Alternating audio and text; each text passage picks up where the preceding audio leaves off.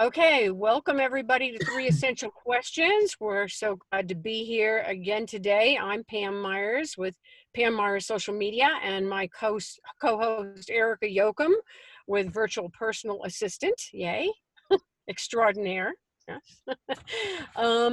We do this every Thursday morning at 9:30, and then we showcase the video out all over social media on both of our channels and the LGBTQ Chamber Facebook page. So today our guest is Roberto Appicciafoco. Roberto is the producer of the Way Out West Film Festival. It's the largest, I think this is correct, the largest film festival in New Mexico, if not the Southwest. Normally the film festival takes place over 10 days in October, and because of the COVID-19 situation, it's totally thrown a whole wrench into that scenario like everybody else's. So without further ado, I'm going to introduce Roberto. Roberto, welcome. Thank you for having me.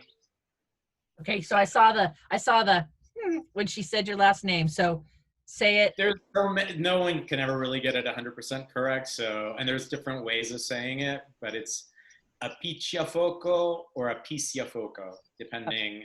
Appicciafoco. Okay. Appicciafoco could be a lot easier for people. It's Italian, so it's Appicciafoco. No, it's Italian. I wouldn't have guessed. A lot of people don't. Really? Yeah. I mean, it's right up there with focaccia bread. Like there's a whole lot of Italian in that. You got to do the hand things too. Yes. Well, I do that anyway, but I try to keep it clean. Okay. So our first question, Roberto, is what have you learned about yourself through this whole COVID-19 situation? One, that I can sport a beard and grow it. So never had a beard in my life. Usually Really? After 7 days of scruff, I'm like, it's too much. So I'm like, I'm going to do it throughout this whole thing and see how it goes. And whatever it's been, like 70 days, and I'm like kind of digging it. So I'm like, a little Santa Claus-y, but it's all right. It's all right. You're very on trend. You're very on fashion.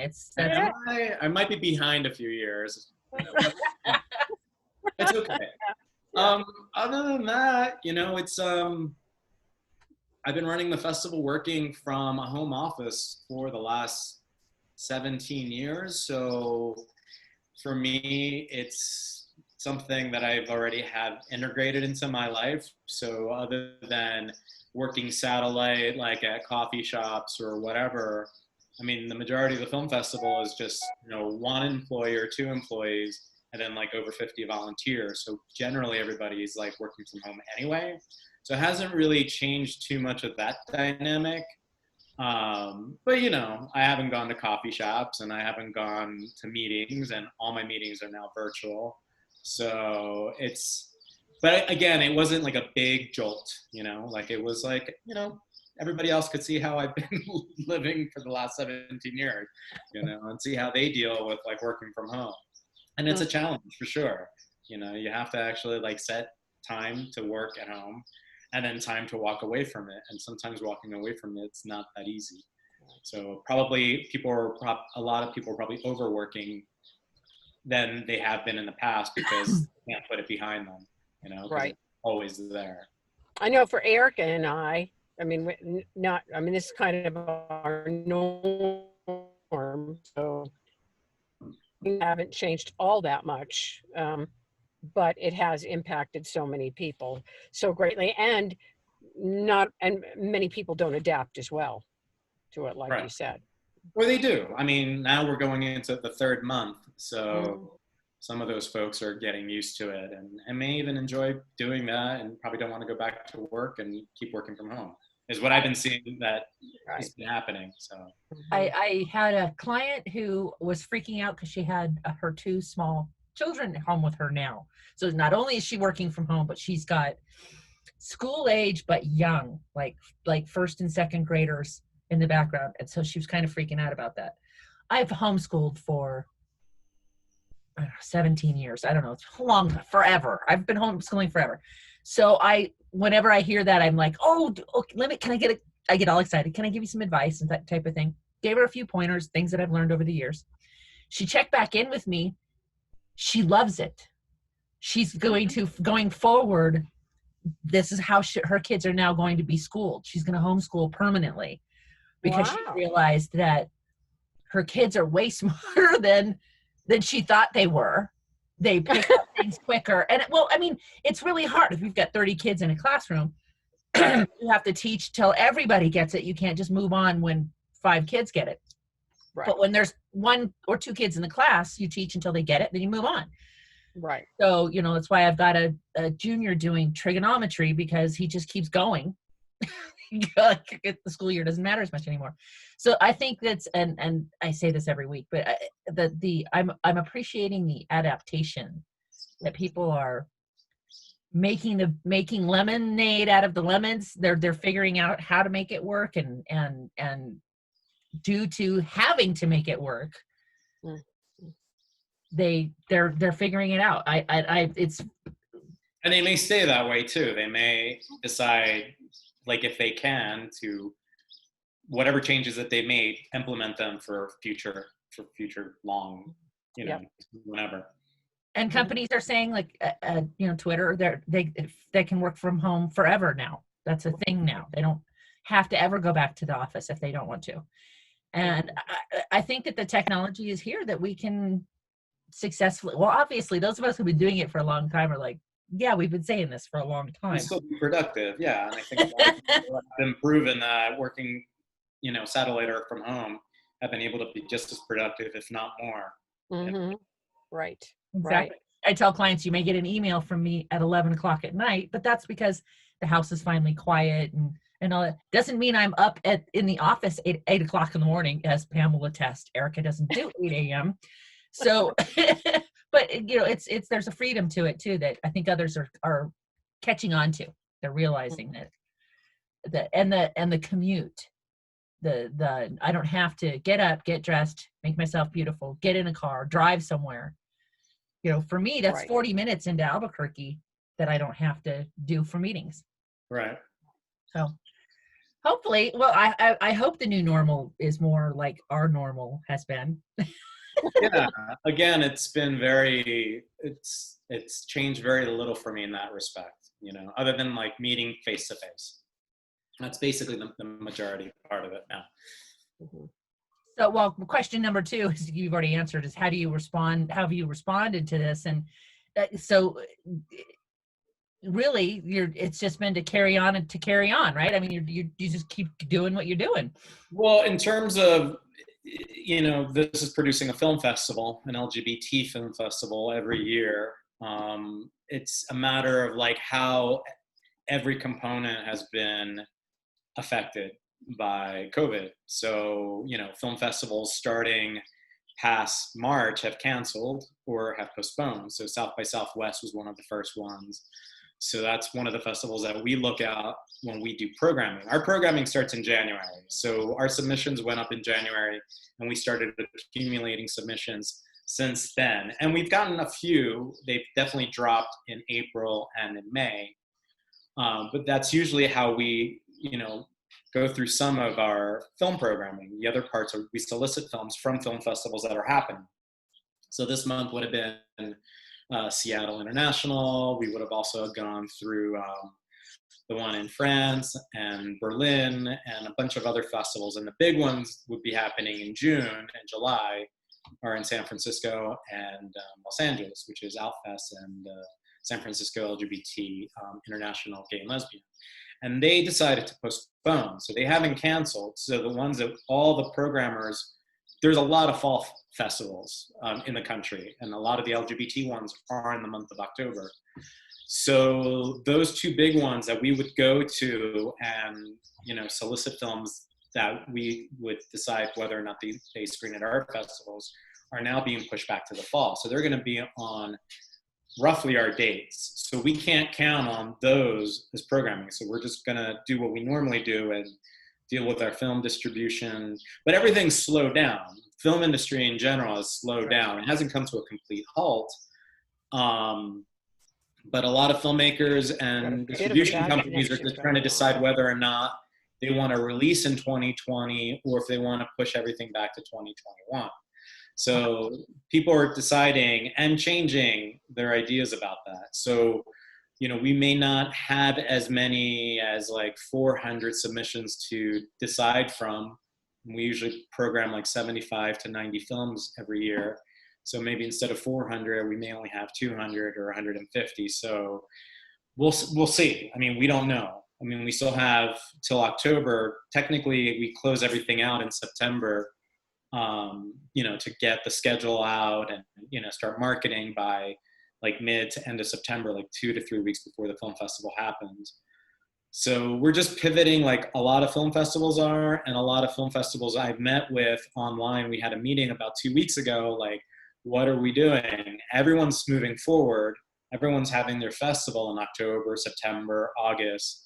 But what will the pivot actually be? So some of them are going completely virtual. That's a possibility for us. So we're investigating that, like what platforms are out there to do just a virtual film festival. But at the same time, the movie industry supposedly is going to get slowly back up and running in July, with releases and movie theaters opening up. So depending if there's a second wave, or it just depends on what's happening, we may be doing on-site as well, because we normally use our only independent film theater that we have in Albuquerque, which is the Guild Cinema, and they've been shuttered since all this, and you know they would like to reopen. But movie theaters are one of the hardest hits right now. So people are you also have to get through the mentality of like, are you gonna be safe going into an enclosed room to watch a movie? And how are they going to also pivot to accommodate people and make them feel safe, you know? So sometimes rows could be cut off or whatever. So capacity could be cut down to 50%. I'm thinking food is probably gonna be, you know, I don't want anyone you know, you see those kids with the popcorn, you know, I'm thinking. So all those things are being considered, I'm sure, by the movie theaters. And for us, we're going to have to consider, like, you know, tickets, anything, hard copies, like anything, you know, like how do we circumvent or find an alternative? So I think virtual is going to be a big part of this year. And what we may do is we may do our screenings on both platforms, virtual and on site. So it just depends on what's going to be happening in the next, you know, we're talking October, so we're still like less than 5 months out, but so much has happened in like the last 3 months that it's constantly changing, you know? My kid is actually doing watch parties with friends via Zoom. One of them cracks it up and shares a screen, and they sit and watch a movie together because they can't go to the movies together anymore. So, well, for us, it's going to be a little bit different because we're going to have to use platforms that cater to doing film premieres. So kind of in the vein of like, you know, Netflix, but we're not going to be able to, you know, show a movie and it's just going to be up and running for like a month, or for, you know, it's going to be a set time frame. So it's like you're going to the movie, but you're going to be doing it online, and you're only going to be able to watch it between this time and that time.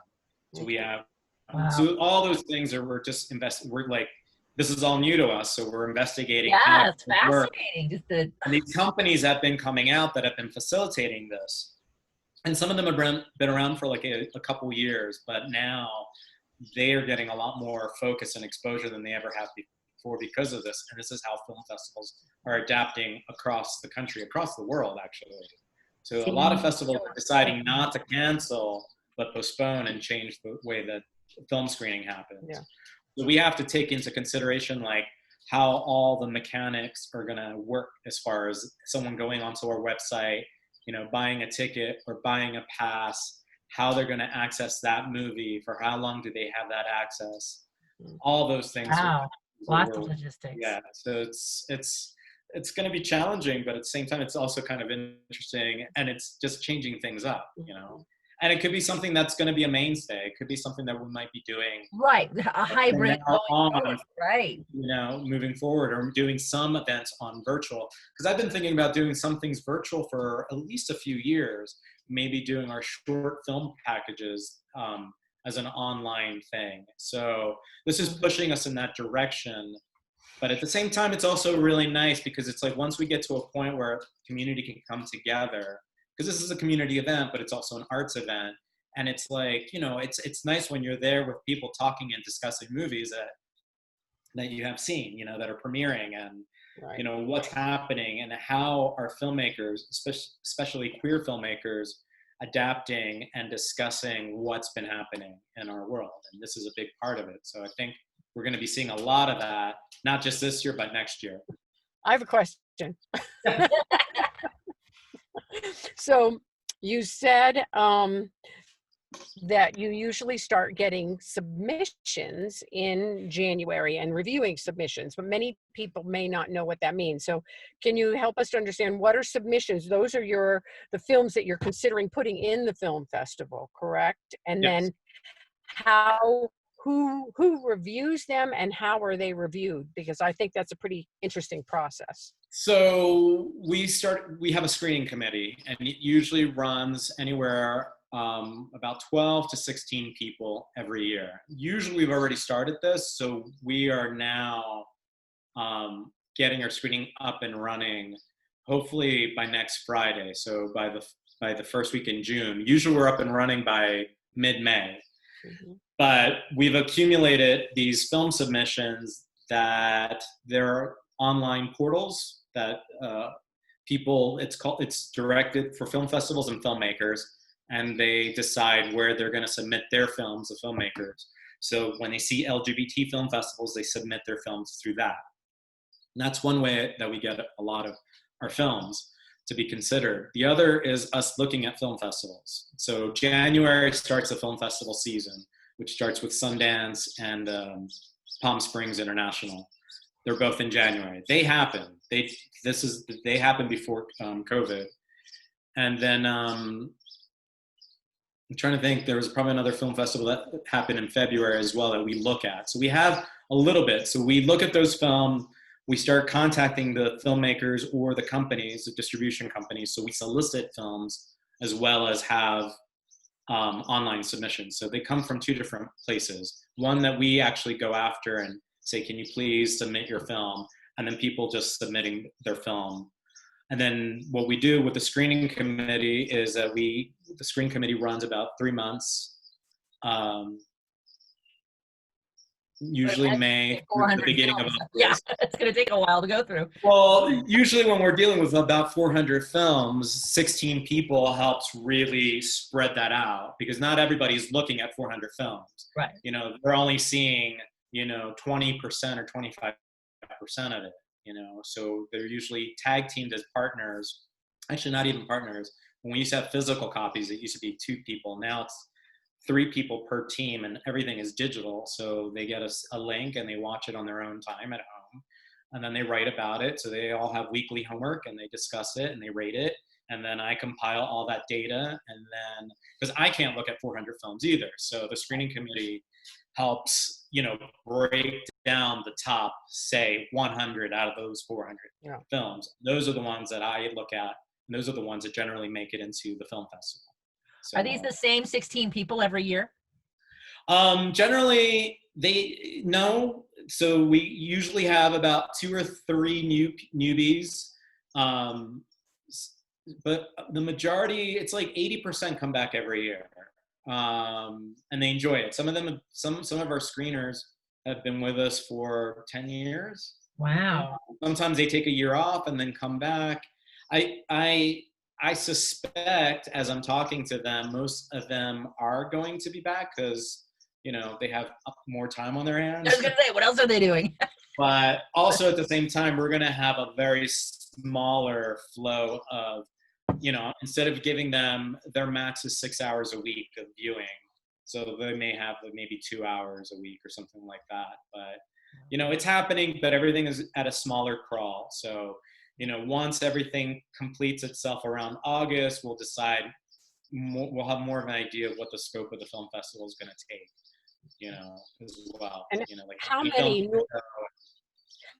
how many films, so you get how many submissions, what's the percentage of films that actually make it versus the number of submissions that you receive on a general it's about average? 20 to 25%. So, Okay. if we're getting about 400 submissions and we do about 80 films, we'll just round it up to 100. That's 25%. So it's a little under 25%, because, like everything out there, I mean, we love our queer filmmakers, but when we're trying to program, we're looking at not just content and story, we're looking at execution, we're looking at production, we're looking at all these levels and like how the story is told. Like there can be great ideas out there, but maybe not told in a very creative or a way that makes it a little challenging for the viewer to stay involved or engaged. So, it's like as much as we would love to show everything,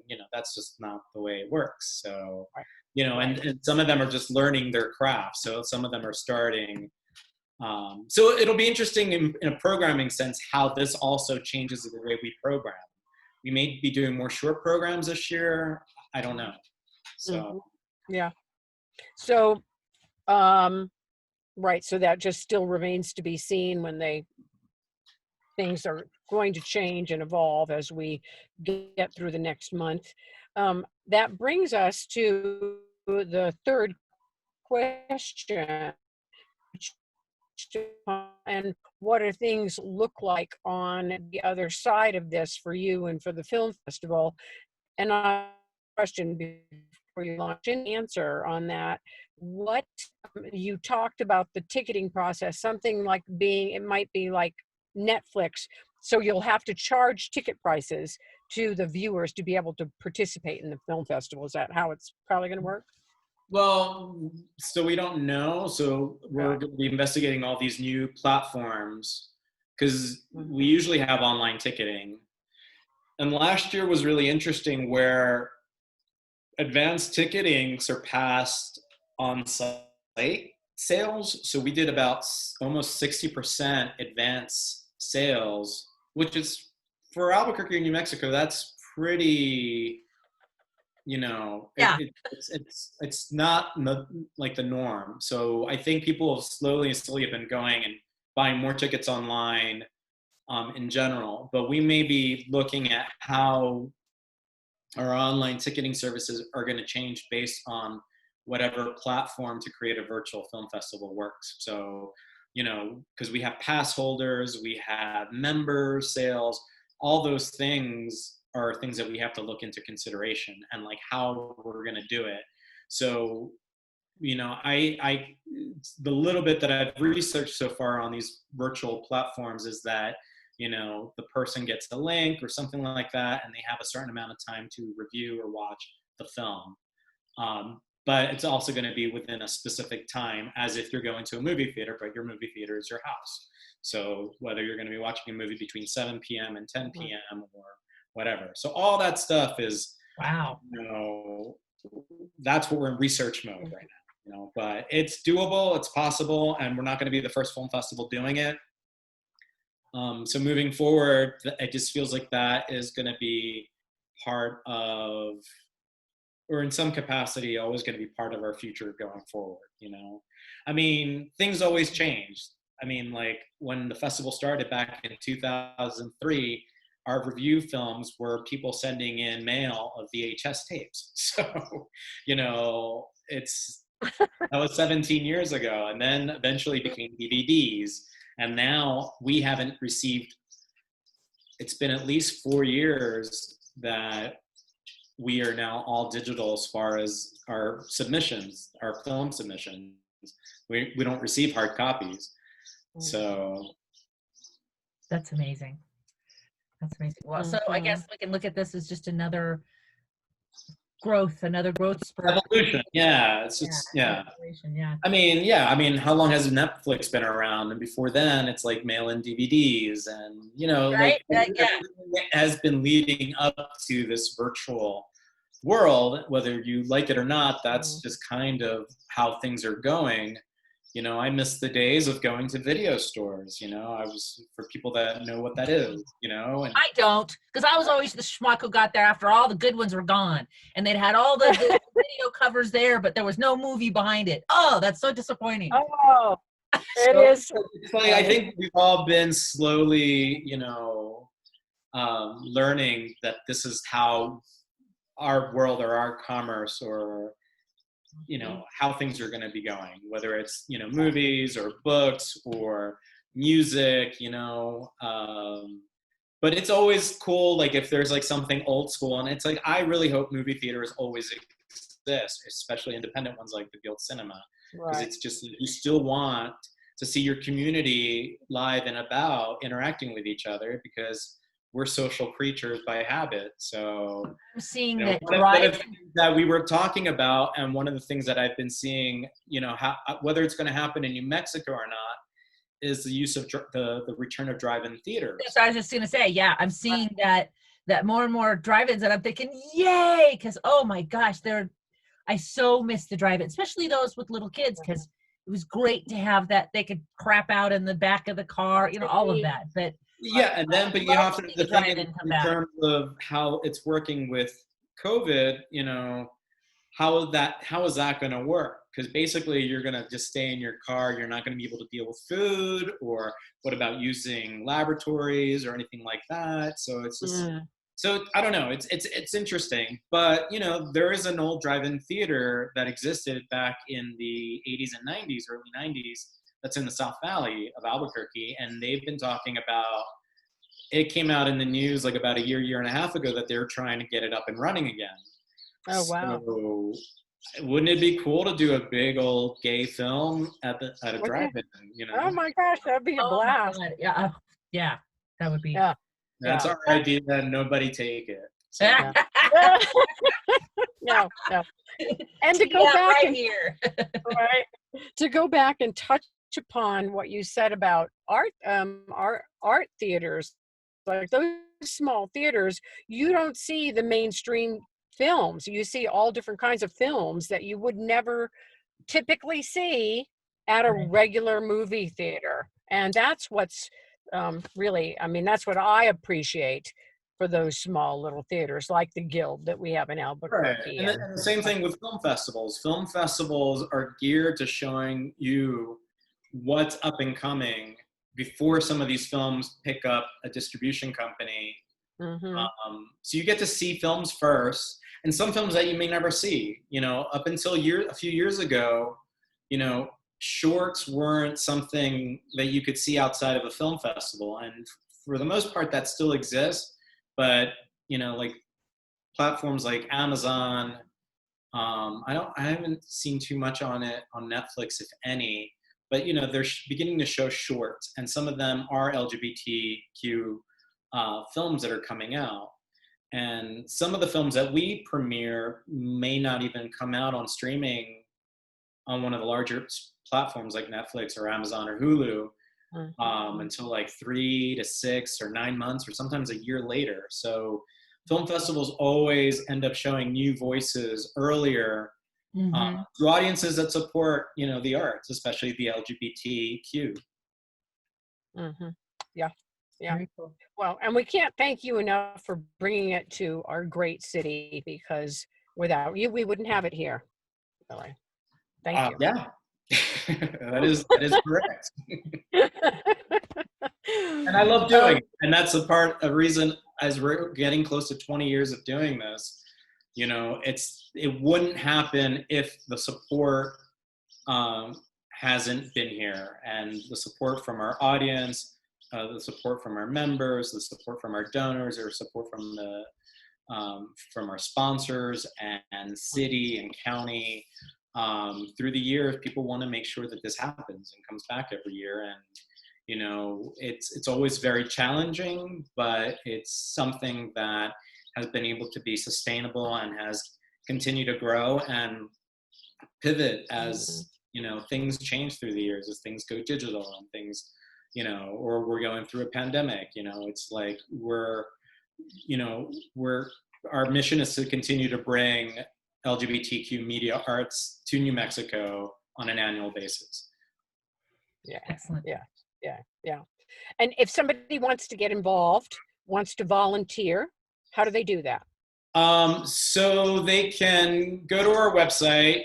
The website has last year's information, but there's still contact information for volunteering. So it goes directly to an email, and it may even have a form that may be needing to be updated, but it still has all the basic information as far as like what your interests are, whether it's being part of a screening committee, if you're wanting to help on marketing, because we're probably going to be doing a lot more social media marketing this year than we've done in the past years. We've been doing more and more every year, but since we're probably going to be living in more of a virtual world this year than any previous edition, we're probably going to be doing a lot more social media marketing. And what is that? But anybody who wants to volunteer in that capacity, can say, hey, these are my fields of expertise, and I want to help in that capacity. So. And what is that website? It's wayoutwestfilmfest.com or wayoutwestnm.com. So they both go to the same place. Thank you. Or you can find us on Facebook too. So Way Out West Film Fest. Sorry about the water bottle. Thank you so much for being a guest today. No, you're good. You're good. Thanks so much for being our. And we're really taking the time and educating the audience and giving them information on the film festival and what's happening. So please join us. Watch us next week for our new 3 Essential Quests. And this one with Roberto will go online either this afternoon or tomorrow. So thanks so much, everybody, again for joining. Okay, bye. Thank you.